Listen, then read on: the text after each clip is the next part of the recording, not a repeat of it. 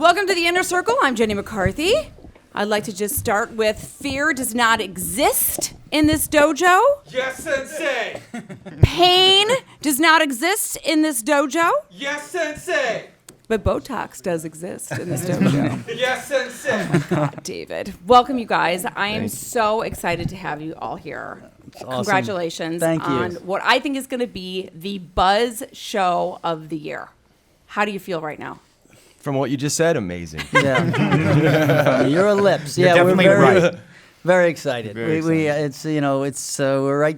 right there and out there and launched and just excited. Let me introduce everyone who's in the room. You heard Ralph Macchio, of course, William Zabka, and also the writers and producers and the creators of Cobra Kai, Jon Hurwitz, Hayden Schlossberg, and Josh Heald. Hi, Thanks guys. for having us. Thank you. Nice to be here. Congratulations for you guys to being the one that they said yes to. Because I can only imagine the amount of ideas that you guys have been pitched over the years, right?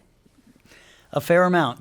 Yeah, fair in amount. very many versions, yes. And this was the first one that came to me that was exactly replaying the characters again. I heard a lot of offbeat things, spoofs, types of things, but this one was revisiting it all. I know you were quoted saying after that you guys had met with him or had lunch, you walked away like it felt like an ex-girlfriend came back and said, I want to try it again. True. Yeah. As they were pitching it to me, it was it was really like that emotion of a girlfriend coming back and she didn't know what she wanted. Like, hey, let's go get coffee, and then really it's like I still love you. It was like that. Right. And that totally made really sense felt to like me. that, yeah. I felt like it was a good analogy. Yeah. Now, it being Cobra Kai, do you think the audience is going to think this is a show about Johnny's version?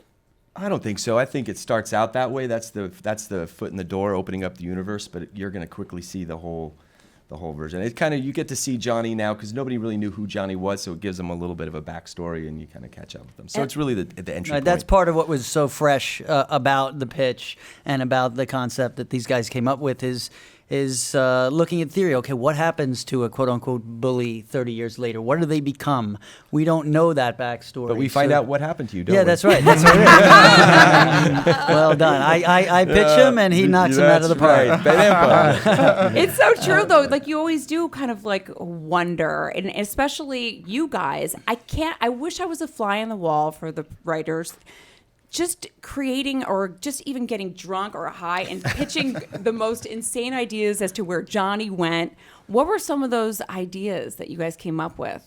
I think everybody, Johnny was like everybody's bully. That movie, everybody is in Daniel's shoes. And so he was, and obviously, Billy was also in Just One of the Guys and these Back to School. Yeah. And so like we when we look back on our childhoods, we think of, Billy as this intimidating, tough guy. And it makes you think back to your own high school. Like, what happened to that bully from junior high or whatever? They and become so police officers. yeah, exactly. It's true. But you start to think like, well, back in high school, it's like, oh my God, it's this scary guy. But then when you're in your 20s and 30s, you realize, oh wait, that kid like had a lot of problems back home.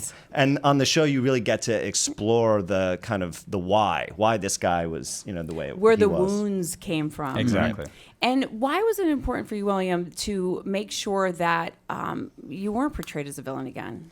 Well, what my one note was, just as long as we don't double down and make him the biggest jerk of all time, because, that there's more to him. And that's what they assured me, that no, he's going to be very much of an anti-hero type. You're going to love him and get to know him. And, he's going to be rough around the edges. He's not perfect. He's still Johnny Lawrence. He's got his flaws, But there was dimension to what they pitched. So it wasn't just a rehash of, are we going to do it again, or is this going to be something fresh and new? And that's what it was. Because it was important for you, even in the original script, I noticed that you said, looking back, you looked at him very differently.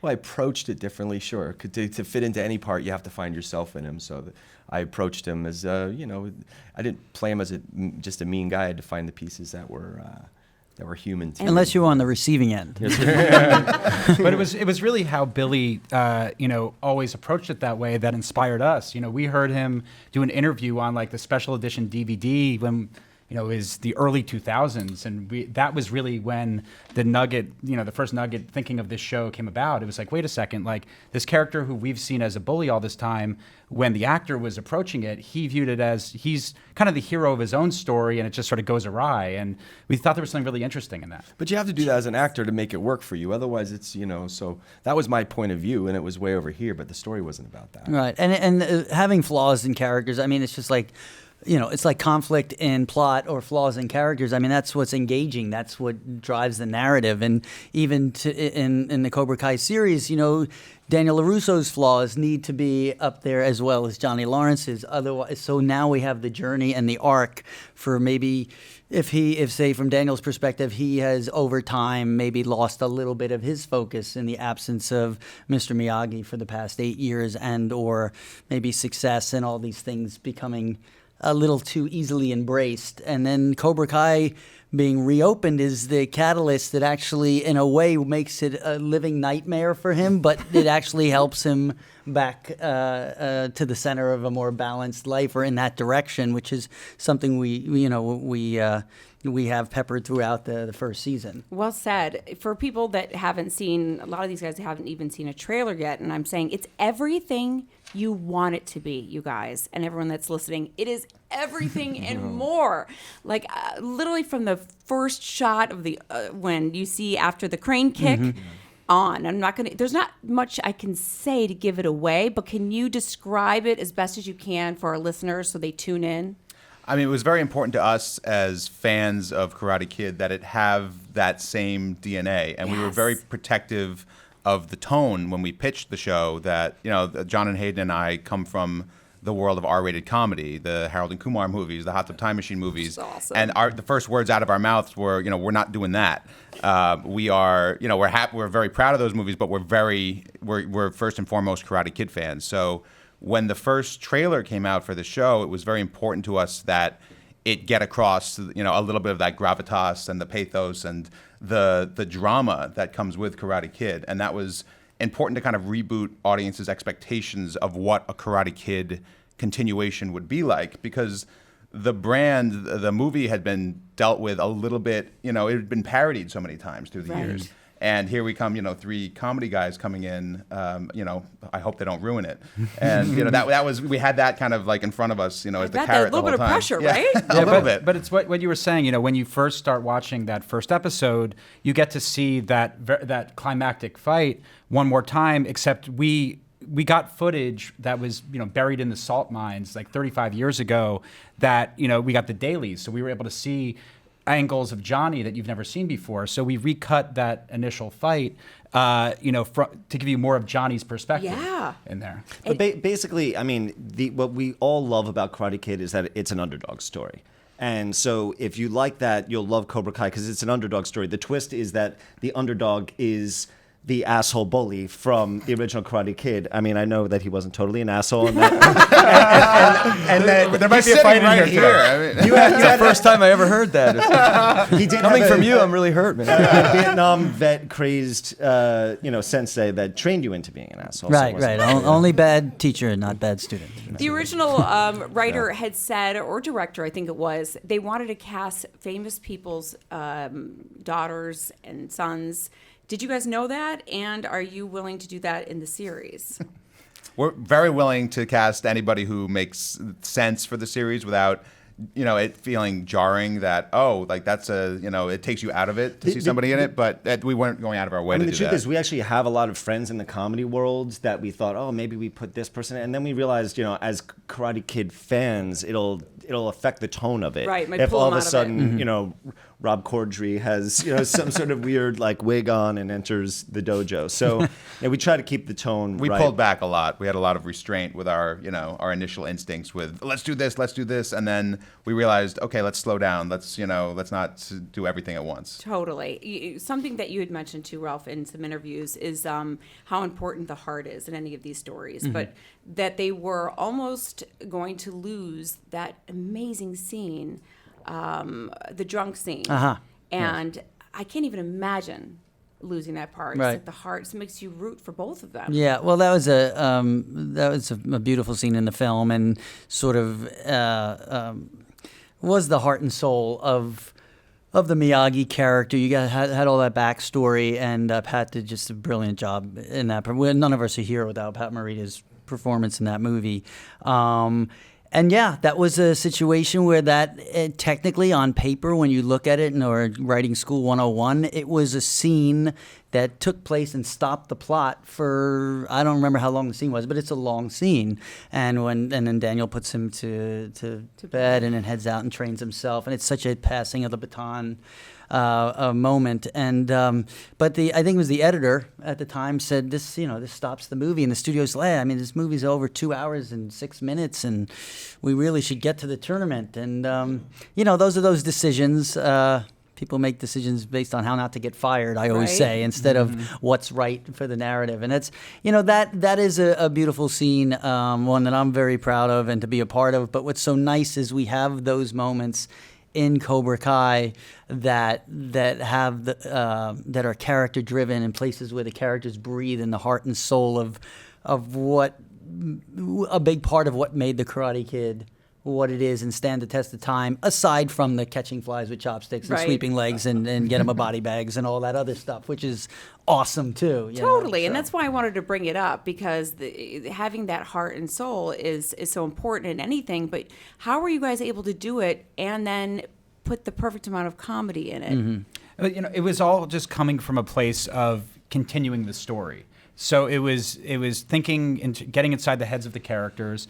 Automatically, the fact that we're like, these guys are in their 50s now, and they still early. They're in their late 30s. I thought 35. These guys are in their late 30s now. But the fact that they still have this like high school rivalry kind of going and boiling underneath the surface. The fact that we come in through the Cobra Kai side, which was always sort of like, they were a teenage karate gang at the end of the day. So there's something like comedic already kind of going in there. The voice of Johnny Lawrence is automatically going to add some comedy. But it was when thinking about his character and thinking about Daniel LaRusso, it's looking for opportunities to have situational comedy with them. But for you to care about the characters the same way you did back in the day, and things happen in life. Whether you're a parent and you're dealing with troubles with your children, or you're dealing with loss in the sake of Mr. Miyagi.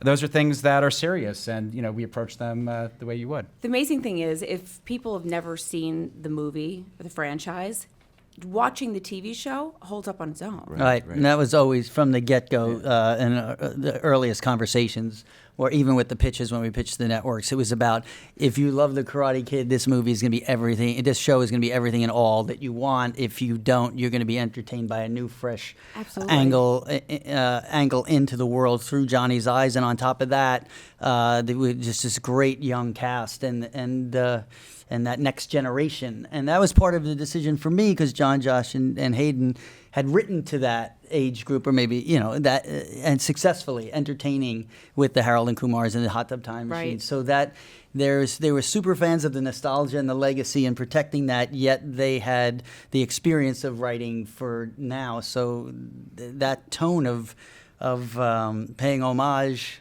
to the legacy and yet being relevant for now is why they were able to capture the tone in the way they did. You can actually watch it with your kids, our generation. Yeah, that was important to us. I mean, a bunch of us have kids, small and not so small, but it's, we write a lot of filthy things, the three of us. And it's nice to be able to... right up my alley. That's right up my alley. Who are you talking to? It's nice to say, like, oh, no, this one, like, you can tell your friends, and, like, their parents won't look at us crookedly. I was talking to my audience before you guys came in here, and why YouTube Red?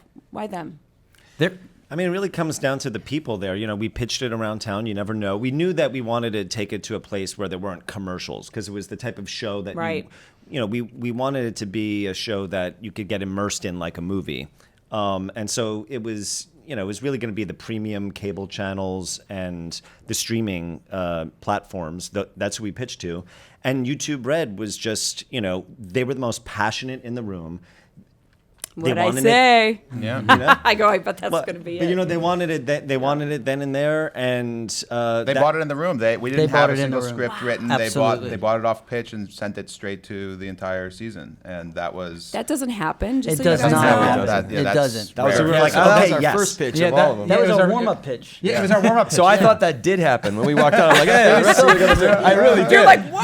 Yeah, remember? I'm like, wait, this is something. Like, no, we've been on a million pitches. It was Everyone was great. stunned. Yeah, we went in there sort of being like, okay, you know, YouTube Red, they've done most of their shows have been with YouTube celebrities, and like this isn't that obviously. And they, you know, after our pitch, they pitched back to us for a half hour explaining like Why we should YouTube be there. Red, why we should be there. That's so great, That- isn't yeah, it? that's No. I walked out as first because Billy goes, "Wait, is this what?" I said, "This never happens." Yeah. And she, even the head of programming there, you know, Suzanne Daniels, came out and saw us in the parking lot as we were still talking, saying, "How great did that go?" Yeah, she's like, "What are And you she still was like, talking "What are you about? doing Get here? back Get in in the there." writers' room Yeah, and start get to working work now. because you're going to get multiple offers and you're not going anyplace else." It's true. And did That you guys doesn't get happen. multiple offers? Yeah. we We did. did. Yeah, we had a lot. It was. I mean, we always say if you're going to pitch a show, like bring Ralph Macchio and Billy Zabka with you to around Heck town to yeah. pitch. For no matter what it is. No matter Whatever what the show is, exactly. We were the belle of the ball no matter what we said in the lobbies of places because it was, these two guys together, there's just something magical there. But we struck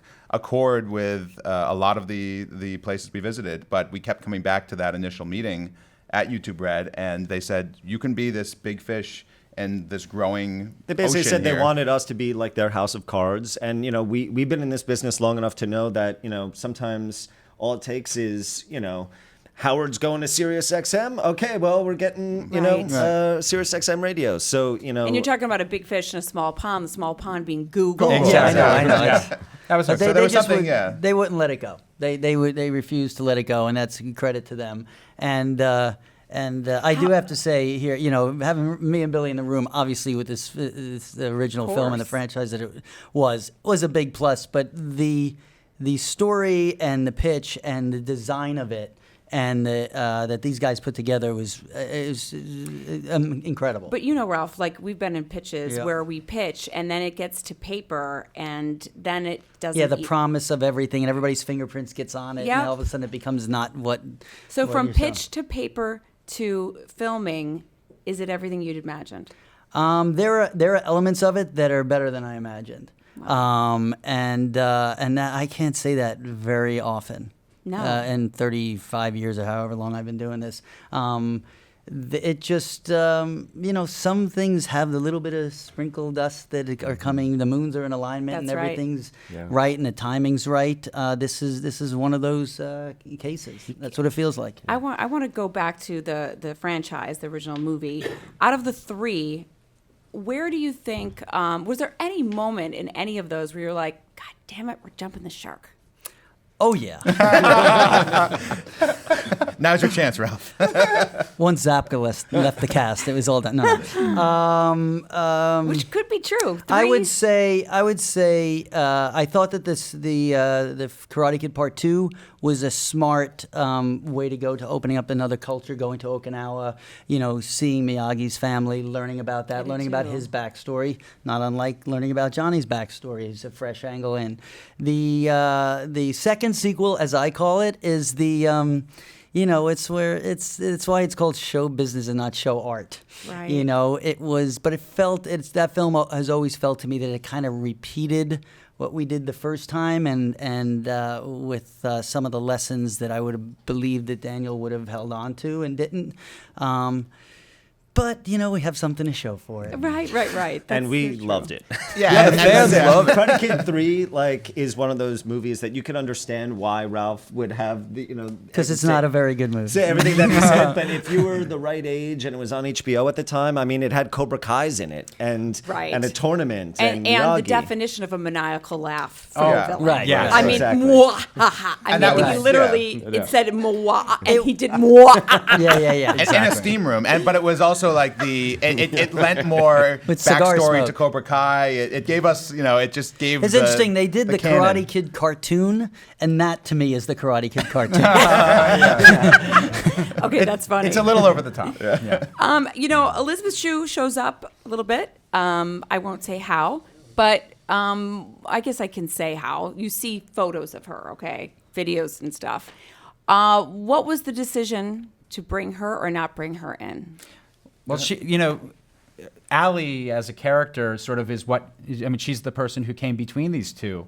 And so she's an important character in the Karate Kid universe, in Johnny and Daniel's story.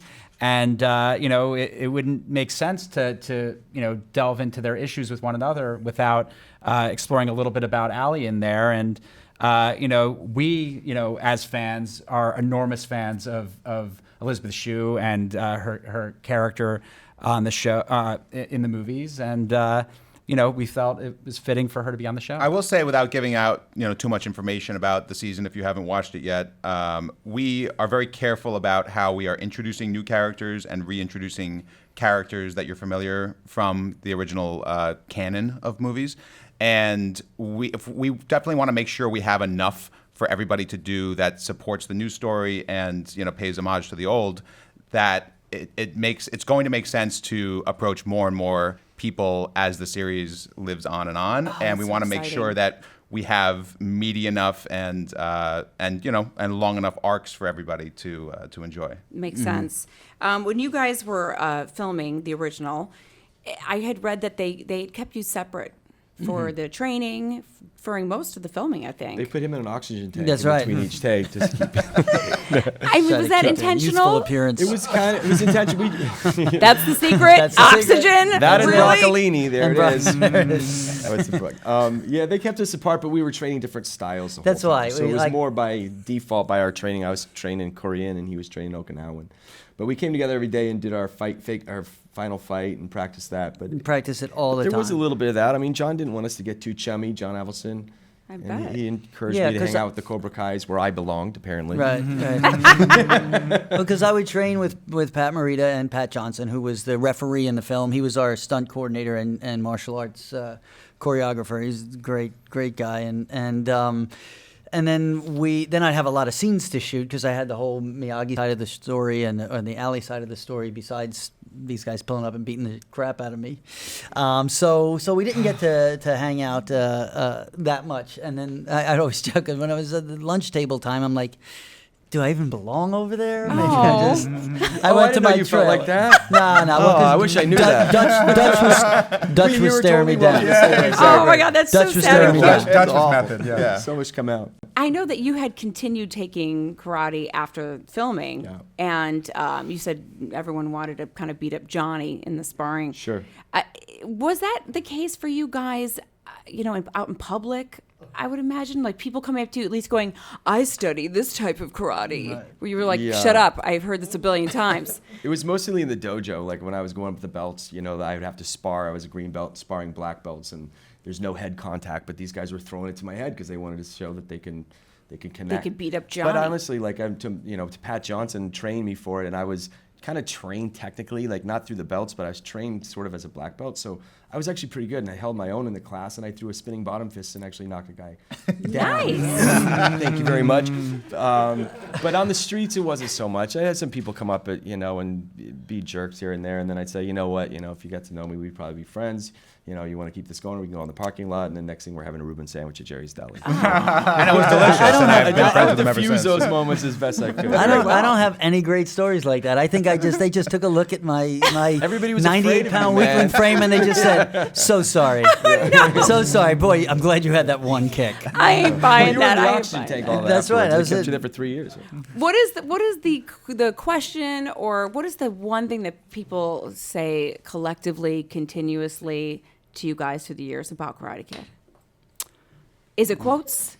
Quotes. We certainly get a lot of quotes. Yeah, it's quotes. It's quotes, and it's quotes being mentioned as if they just came up with it, and they're the only one. It's like the surface is the quotes, but then I've done some things where I've spoken to a bunch of martial art instructors, and there's 1,000 real senseis out there, like hundreds, maybe 1,000, and they're all grew up on the film, and they're the real deal. And to see how it touched their lives, that they were kids then and now they're doing it. And then they look at me and I'm like, you guys are the real thing. I'm the actor that played it. Right. So it's really incredible to see how the films literally changed lives. And I've seen some kids, like this girl has come up at a show at Comic-Con one time, and she was 14 years old. Her mom said how she was bullied really bad, and now she's a black belt in martial arts. And I said, how you doing now? She goes, if anybody does anything, I'll just throw them an elbow or whatever. And she was totally confident, but the confidence. So martial arts and this whole thing, it's just unbelievable how the film has inspired people through Daniel's illegal kick to my face. And, I was going to ask you, that is an Still, illegal kick, I'm not correct? saying that. I have a case. I didn't even know it was illegal until everybody told me. That was one of my questions. Is it No. illegal? Listen, no less illegal, no more illegal than the elbow to the already wounded knee from the guy who was disqualified for doing that. No, but back to, we have fun with this. Okay, We have good, fun good, with good, this. But back to what Billy was saying. Yes, one of the things is, besides just the quotes and all the pop culture stuff, and it's just fun and awesome, is connecting with kids of all ages, whether they're 8 and 10 years old or 60, 50, 60 years Right. old now, who had a single parent scenario, who was the fish out of water in a town and was picked on, who felt that they didn't have direction, or who had a certain Mr. Miyagi in their life, or the inspiration that this film was for them growing up, Right. is above and beyond what you could ever imagine. And I get a ton of that, as does Billy, and that's just just such the grounded force of the film, and then add all the fun pop culture to it. It's just I know, it's a you guys are very gazillion to lucky. one that happens. It's been neat seeing the screenings, because we've seen a few screenings with an audience. Oh, wow. And it's alive like it was when you saw The Karate Kid. Like, it lives on a screen. It lives with a group cheering and laughing. And the show did that. Is doing that. And it's such a good feeling, I believe it. What do you guys think the quotes are going to be in this series? I think Can you predict them? there's in the second episode, we always get your house in order, LaRusso. Yeah. We Ooh, feel like that's that's a going to good be on a one. T-shirt. What else? Them's fighting Sophia? words. That's a good one. Yeah, I don't know. I mean, get your house in order, LaRusso, is the one that we would say to each other all the time, because he's criticizing how His Daniel's parents- It's raising very his pointed. kids. Yeah, it's, It's a very. really Drownings for... It's a pretty Yeah, pretty big statement. drownings for pussies. Yeah. Yeah. the truth of the matter is, it's up to the fans. That's it. Yeah, It's time up to the fans defines to figure that. out what those lines are. Crazy is that who knew they were hashtagging before we even knew it? Right. Like, I can't wait to see what they're going to be for the series. It's going to Right. be amazing. You guys coming in from different perspective, different angles. Have you thought about Allie's perspective? Like, will she maybe find accountability in the shit that she dragged in? We have talked at length about probably every character that has ever stepped into the Karate Kid universe, and we can neither confirm nor deny any storyline that may take place without, of course, acknowledging that Allie was like Helen of Troy, and she came between these guys. There was a moment of their lives that these two are just connected forever because of that kick, because of the circumstances that led to that kick, because of teachers, because of Allie. So wherever we go, wherever this leads us, that's definitely something that needs to be I will acknowledged. spoil that you do learn a little bit about the backstory of Allie and Johnny before Daniel came to town, and sort of how they met. Oh, And good. So we go back in time. It's basically Godfather Part 2 meets Karate Kid. Essentially. How was your chemistry with Elizabeth Shue in filming Karate Kid?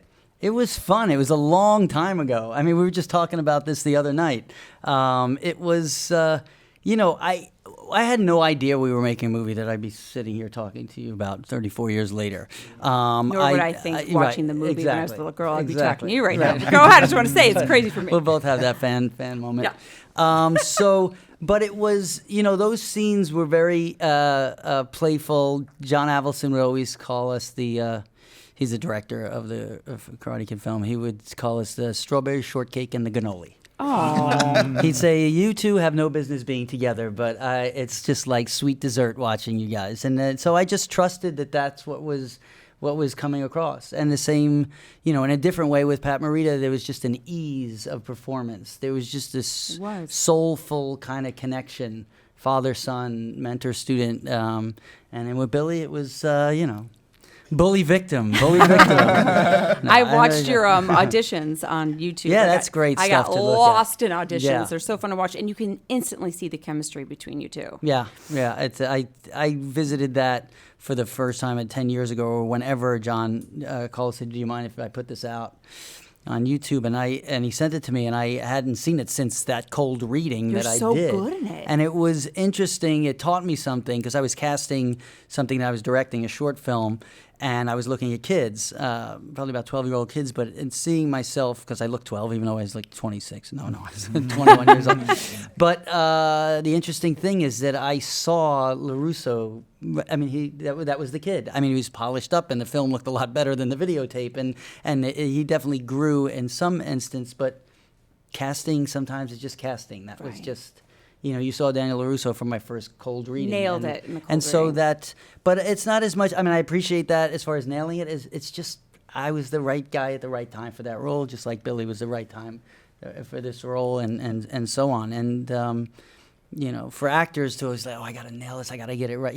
A lot of it, you just walk in the room, part of it's there, and obviously you need to deliver, but it just was right. And for Pat Morita, the same way, when nobody at the studio wanted Arnold from Happy Days in the movie. Oh. Yeah. I was just going to say that it was very similar with some of the young cast that we had Yes, we have a on great our young show. cast. I mean, it's, Sholo and Tanner and Mary in particular, who are, the 3 series regulars who are teenagers, their very first auditions, we're like, okay, That was it. This is it. Yeah. Like you just knew, and a number of the other teenage characters on the show, we had to look and look and look and look. But the moment they walked through that door, you just knew, and that. That's usually, Yeah, it wasn't a lot That of like, doesn't let's always flip a happen. coin. They're both kind of good. Like when we found, there was a lot of magic and they were made for that role. And then you feel bad for all the kids outside that you're just like, Right? oh, they're stressing, they're about to come in, and Yeah. they have no shot. It is. It's such a terrible, terrible business. It is. Yeah. Speaking of which, both of us were in a film together. I know one of the best films of all time. Oh sitting my back. God! I tried to scrub it from IMDb, and it would not go away. But it was Python. Yeah.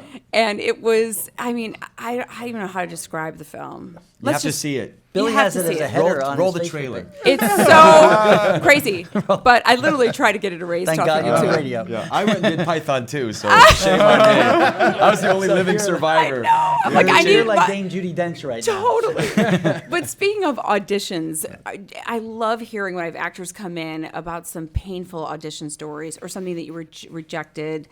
Do you guys have any where you're just like, you cried in the parking lot or you just bombed an audition? Yeah, I have a handful, more than a handful that I just, went in. I'm like, this is mine, and you just come out. You just because you feel the feedback in the room. It's Right. like walking through. You come in, it's like fresh air. You walk out like walking through pea soup. A lot of times You just know that it just so didn't true. go. Yeah, I've walked out. I remember, it's already cast when you walk in. And it's just like That they're happens just a lot, doing too. a nice thing to have you in the room, and all of a sudden you could feel they're not interested, and they're looking down and they're looking around. There's a few times I've just taken my headshot and walked out and said, I mean, you really don't need this. I've had directors say you should go back to school maybe and do something else. Right. No. Oh yeah, Wow. and I'm like, and I did. Yeah. Thank you. I'll take any. But That's crazy. auditions. But you just have to go. You cannot. You just have to go and do your thing. That's the whole secret of audition is focus, do your thing, put it out there. And my best auditions I never got. The Yeah, it ones happens that a lot. The ones that you walk in and go, oh, I nailed that. Probably. That's That's what it's I like mean. there's When a you're few- right, And And then you're the right. ones you they call you back. You're like, oh, I thought I totally ruined that one. And usually the right actor gets the right part. Yeah, that's usually for the most part. I mean, it's in the case of The Outsiders, there's a very famous audition or infamous audition because Coppola had everybody in the same room watching each other audition, which was brutal. What? And you could see this on the DVD extras and behind the scenes stuff. It was. And everybody wanted to be in the movie. One, because the book was, popular, young adult now. It still is. And then it's Francis Coppola directing. And I wanted that part so bad. And I read twice, and I asked to read again, and I felt he was paying no attention, and I was devastated. I just said, boy, the one book that I read by myself, cover to cover, I couldn't get the part that I wanted. And and then the production sort of fell apart. They came back together, and then I get a call 9 weeks later. I can't believe so. Everyone was that you were auditioning. Everybody. Was You in would the watch room. Dennis Quaid. You'd watch Mickey Rourke. You'd watch. See, I would find that helpful a little bit. Well, what you do is as a young actor, you're watching Francis to see if he's smiling or doing something good, and then you're all of a sudden trying to micromanage what he may want to see, and then so it's really. But he was doing it from a perspective just to gather because the chemistry of this group needed to be together. It was very odd, but I didn't mean to go on a tangent about that as much as that was one I thought I tanked. And I asked him when I got at the party, he said, "Oh, yeah." We said, "Well, we knew we had right away once you came in." I said, "Well, couldn't I get that little ticket when I was walking out?" So Right? The ticket to Hollywood? I mean, you guys know, even writers, producers, actors, this business is brutal. I remember when I first moved out to LA from Chicago, people would say, keep your plane ticket. You're going to be out of here in 15 minutes. What does it take for someone to make it in this business and to stay relevant in this business? You have From to a have writer's perspective and actor's you perspective. need a thick skin, I think, on every perspective. I think you need to be prepared to be told no a million times and still have the confidence to keep going and trying different things and trying to find your way.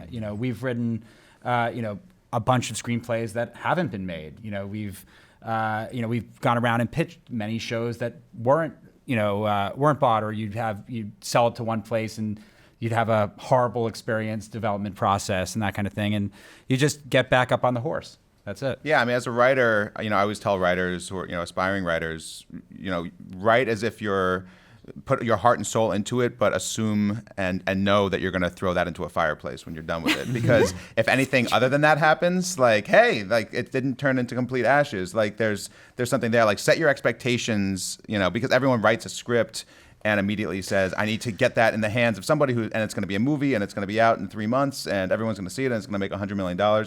And that's never what happens. And inevitably, if somebody reads your script, that's a victory. And at some point, a little bit of luck comes involved because you're persistent and you do, pretend it's in the fireplace somewhere and you write another one and another one and another one.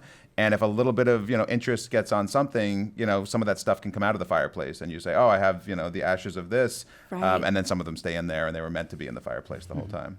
Yeah. But you have to, still have that original dream that brought you from Chicago to LA or New Jersey to LA, for us. Because, even though, it turns out the movie's not going to get made or the script doesn't get sold. It's like when you start writing that next script, you have to pretend that this is going to work out exactly the way it is in your mind. And sometimes with Karate Kid, this show for us is just a dream come true and YouTube Red was great. It doesn't always happen that way. But if you just keep trying, eventually, hopefully, your dreams really do you come can punch true. the wall and have a few beers and Right. complain to your friends and vent, but then the next day you have to wake up and pretend everything's wonderful and you have to be, writing or acting or, prepping or anything from a position of confidence and, excitement, not bitterness and, I hope this doesn't, just get ruined again. Right, thinking negative thoughts. What about from an actor's perspective? You're constantly trying to reinvent, and you constantly have to prove yourself over and over, and it's very, it's very trying and difficult. The one thing, I had, my journey has been, there's been the lean years where it was really slim pickings, and then, for me, I sort of paid my dues after the success. I had success. There was a part when I got started, it was like, oh, I go in, I read the lines, I hit the mark, I get the part. This was stupid. It was just Right. all working every time. And then when that sort of went away, I didn't know quite how I got that to begin with. So it was about relearning, not relearning, but getting back, honing the craft, taking some classes, sort of finding the passion behind it all. The fact that a couple of movies hit, that's a zillion to one that happens. Right. So I'm probably not the best person to explain because here I am playing a role that I did 34 years ago. He's a different person, it's a different character, even though it's the same role. So I'm a different guy in my mid-50s than I was when I was 16 or 18. So, Thank God. but thank God, slightly. You have to believe it's the never give up thing, but at some point you do need to make a living. I think And it so actually it's is a good challenging. perspective because, like you said, you got it right from the start. I mean, to me, that's even harder, paying your dues after. Right. To be able to stay in the game. Yeah, that's a good point. It's much more difficult, I think. What about you, William? Same thing. I mean, The Karate Kid was my first movie, and at that level, with the way that movie came out, it set a really high bar. But I think, one thing for me, I always I do some acting classes sometimes, and I teach the kids, it's an expedition. It's not a career. It's like, That's you so can't true. plan it. It's gonna, you're gonna find an island. There's gonna be a lot of fruit, and you're gonna spend a lot of time out in the sea. So you better get used to, raw fish, and just so, and my parents instilled in something in me when I was a kid, and as I started doing this when I was 10 years old, doing commercials. They said, don't take it seriously. Find something you love to do, and you'll never work a day in your life. And it's not for me about being relevant and being out there. I don't think the success is in how people know you or how your career's appearing. It's about what you do and what you love. And I do other things. I'm a writer, I'm a producer, director, and an editor, and I find equal joy from each of those positions. So I don't, the perception of success or being relevant is the least interesting to me. Nice. To me, it's about the art and about doing something that connects with. Right. Yeah. So. It's so true. And keeping one. I mean, what I was, the things that I did well, for me personally, was I always kept one foot in and one foot out of it. But I also lost opportunities by doing that. I had one foot in my, back in New York with my family and raising a family, and the other foot would go out to L.A. and churn and pound the pavement and do all. So I was able to find, yes, I'll use the word balance, but you make some sacrifices with that. 100%. I can absolutely relate to that. Is this something you guys all wanted to do ever since you were little? Did you guys have a dream of being? Yeah, we never thought about, the specifics of it. We just loved movies. We're from New Jersey, and it was just sort of, boring there. But how you had fun was, you Three watched. Daniel Russos. I didn't know that, I never really thought consciously that writing movies, writing television was a real job. As a kid, I consumed a lot of both.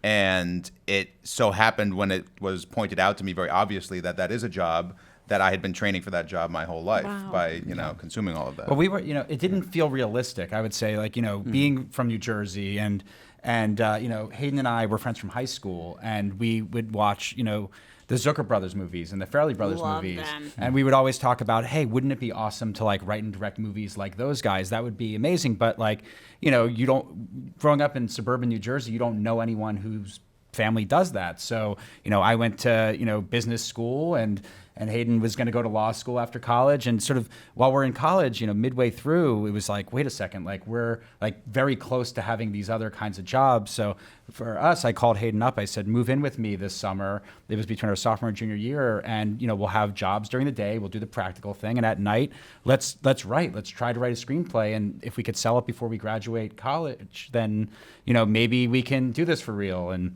I don't know, somehow that happened. How old were you guys when you saw The Karate Kid?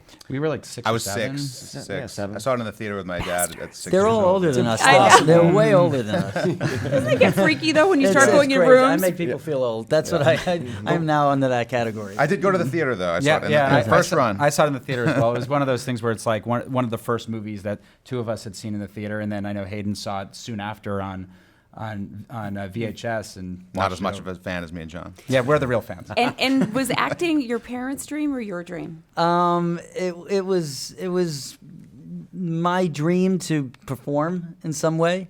I grew up. My mom, at the early stage, there was this thing. Channel 11 had the 4:30 movie. And I get home from school or whatever, and she'd have the 4:30 movie on, whatever it would have been. It would be Gene Kelly and I wanted to be Gene Kelly as a kid. Oh, wow. I found him athletic. He could move. He was awesome, And so I took a few basic dance lessons. So that was the first time I ever got on stage, and I was, I didn't suck. So I sort of enjoyed that. I was, did the plays in school and stuff, but then I also had Little League and hockey and the street hockey, and I was all over You the had good place. balance, though. But I think it was my mom's. I think she wanted to be Betty Grable growing up, and so my dad was more like, "Okay, are you done with this? When are you gonna get a job?" So your mother really encouraged you. But no stage mothers. Okay, good. No, none of that. None of that. Just support. And Bubble Yum and Dr. Pepper. The bubble yum, the number yum taste in bubble yum. I remember it. I want to know if you still remember It your is. lines. It's videos on. You can find it, and it's just pathetic. It's great. Mine was a junkyard, so yeah. at least you had big names. What about you? Yeah, I grew up in my parents were in the business. They worked on the NBC for many years. My dad was a director, and we moved to California from New York. He got me into commercials, but he said, "Don't take it seriously." All his friends' kids were doing it, but I was also playing baseball and all this, so it was like a hobby. But I remember when I said, "Can we do commercials?" He said, "Do we have enough money to be on TV?" And he goes, "No, they pay you." I said, "They pay you?" Like, I thought it was so amazing, so I loved it from then. And I grew up with an 8mm film camera in my hand, which I have great films from when I was 10. So it's always been in my blood. It's always been something I wanted to. I got on a stage in high school, and I loved it. And when I graduated high school, I told my little commercial agent I want to be in movies. Like, I just want to do. And Outsiders was something I auditioned for. It wasn't in the big room, but I read the book, and that was it was like around that time, too. Did you guys ever read for any other parts? Was it just that? Besides Outsiders? Back to the Future. Ready for that. Wow. Yeah. Many things. Oh, man, the list of the things I didn't get goes on. Yeah, that's I know, right? That's the right. hit list. If you can only pick that, your IMDb page. Yeah. That's what I got to do. I got to make an IMDb the page of the almost, stuff the I didn't callback get. Right, there file. should be the Yeah. callback file. I I'll almost be way got up that. on the star meter in that department. Ralph, you were also in My Cousin Vinny, which I love. Thank I you. had to ask you, though, did you see the video of Bill Belichick saying... Oh, the Mona Lisa yes, veto? Mona Lisa I veto. know. Not only did I see that, I was driving in my car listening to that Deflategate stuff. Right. And he goes, well, we're not actually the Mona Lisa veto. I almost drove off the road. I almost drove off. I could not believe. I had no one to talk to. I was in the car. I was like, Belichick just quoted My Cousin Vinny. But the fact that he didn't even quote like the Two Utes or something like that, like the Mona Lisa veto, Right? which is kind of obscure. You have to really know the movie to who Yeah. that is. It's weird to literally- picture him watching a movie. It just, Yeah. I literally had to Google it. Did he actually it get was the name right? unbelievable. It was awesome. It was pretty cool. Let's go back to I know we have a little bit of time left. I want to go back to the TV show. Will we get to see them fight? That's Daniel and John. yeah. We kind of sold the show as that's sort of the will they won't they of our show in terms of like Ross and Rachel, will they kiss, will Like, they who's be the together? boss? Tony right, and what's her right. name They get doing married. it? Yeah. But Tony and Angela. I think the fun thing about the show is there's just these moments where you just feel it. I mean, when you watch Karate Kid, most of the time they're not beating each other up, but the tension is there, and that tension from the original you feel every so often on the show, and we try to pace it in the exact right way. Oh, good. Well, I am so excited, you guys, for the world to see this television show. Thank you for doing it, not only justice, but going above and beyond anything I could have ever imagined. It's amazing. That's So fantastic. congratulations Thank you. and Thank you you guys very much. performing in it. Thank you, Jenny. Unbelievable. Ralph Macchio, William Zabka. You guys check out the new YouTube Red series, Cobra Kai. It's available when? Now. Now. Turn on Right your- now. Go to All YouTube. all and 10 go find episodes. it. We Always can, two. wait a minute. Everyone can binge watch You can it? binge Binge this. the whole season. Yeah. Binge the fuck out of it. Excellent. I want that as a quote in the commercial. Call in sick Jenny from says, work. binge the fuck out of it. Thank you guys so much. love I'm going to that. take some pictures with my little Cobra good Kai job. thing. Thanks. Thank you. Thanks, guys. Thank you, guys. That was fun.